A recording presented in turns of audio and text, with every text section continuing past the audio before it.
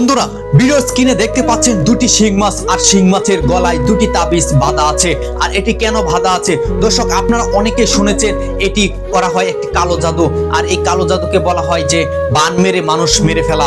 আর এই বান মেরে মানুষকে মারার চেষ্টা করা হয়েছিল।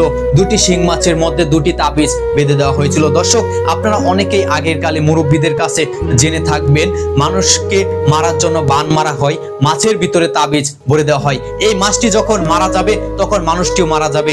দর্শক এমন একটি কালো জাদু এমন একটি মানুষই করতে পারে যে মানুষ নামে জানোয়ার হয়। দর্শক ভিডিওটি অবশ্যই শেয়ার করে দিবেন, শেয়ার করে মানুষকে জানিয়ে দিবেন এমন কালো জাদু যেন কখনো না করা হয়। কারণ এমন একটি কালো জাদু হয়তো বিরাট বড় একটি ক্ষতি হয়ে দাঁড়ায়। কারণ মাছটি যখন মারা যাবে তখন সেই মানুষটি মারা যাবে যেই মানুষটার নামে কালো জাদু করেছিল এই তাবিজ মাধ্যমে। দর্শক ভিডিওটি ভালো লাগলে অবশ্যই চ্যানেলটা সাবস্ক্রাইব করবেন এবং একটি লাইক দিবেন, শেয়ার করবেন।